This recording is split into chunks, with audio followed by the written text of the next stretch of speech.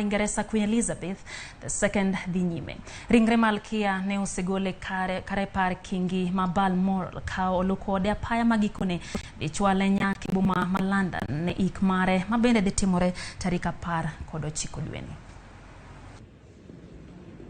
Bang' tho mar Queen Elizabeth mar ariyo, ma jomariek dendo ni ruombruok piny mar olalo mar piny Ingeresa tich ang'wen. Oganda buora ne ochung' e bath apaya e piny Ingeresa mar chiwo luor ne ringre Malkia ma pinyno Queen Elizabeth mar ariyo e kinde ma ringre ne nowuok Balmoral ka orieyo Edinburgh. E wuoth mane okawo seche 6, ringre Malkia Elizabeth ne okalo Aberdeen kod Dundee kane ochung' nyadidek mondo jotelo kod jopiny omiye luor mogik. Magi timore kinde ma wuode Charles nyo osidhi kaka kingi mar piny Ingeresa e nyasi ma otim e boma ma London. 3 cheers for King Charles. Hip hip. Kaluwore kod tho mar Queen Elizabeth mar ariyo, par kingi mar piny Ingeresa kod piny owacho makono osegolo lai kaka ibiro tim chenro motelo ne ik mare tarik 19 dweni mar 9. Wuok tich tarik 12 dwe mar 9.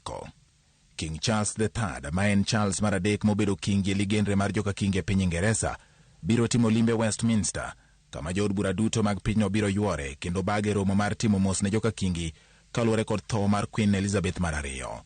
Godhiambo, ringre Malkia ibiro ter nyaka St. Giles Cathedral ka otene kod joka kingi. Ringre Malkia bende biro nindo kanyo ka jopiny timone arita. Tich ariyo tarik 13, nyar Malkia ma nyinge Anne biro wuok gi ringre Malkia Giles Cathedral nyaka e paw ndeke ma Edinburgh ka itere gi ndege nyaka RAF Northolt. Ndege moting'o ringre Malkia igeno ni biro donjo London kowuok Scotland nyiriri machuok kapok oromo saa 1 mar odhiambo. Bang'e ibiro tere nyaka par kingi ma Buckingham ka lam ibiro bagi e kanisa mar St. Anne's Cathedral. Tich adek tarik 14, ringre Malkia ibiro gol Buckingham koting'e gi nyamburko moyiedhi midendo ni gun carriage ka itere Westminster bang' saa 8 mar odiechieng'. Jolweny biro pangore bathe koni gi koni ka ikowe gi farese mag loch. Jopiny biro yudo thuolo mar neno kaka ikowo ringre Malkia e wuoth mabiro kawo dakika 40. E Westminster ibiro ket sanduk moting'o ringre Malkia kamoyiedhi. Eka ibiro ket kondo mar joka kingi e wi sandugno ka jolweny 4 ma jorit biro bedo e kona duto mag sanduk karite kuom seche 24 odiechieng'. Jadolo mar Canterbury, Justin Welby, biro tayo mesa machuok ma ibiro yuorie kod King Charles mar adek. Tich ang'wen tarik 15, ringre Malkia Elizabeth mar ariyo ibiro piel e yor nyadhi ma iluongo gi dhongere ni lying in state e od Westminster kama obiro bede kuom ndalo 4 motelo ne ik mare. Kuom ndalo 4 go magin tarik 15, tarik 16, tarik 17 kod tarik 18, jopiny biro neno ringre Malkia kendo chiwo luor margi mogik.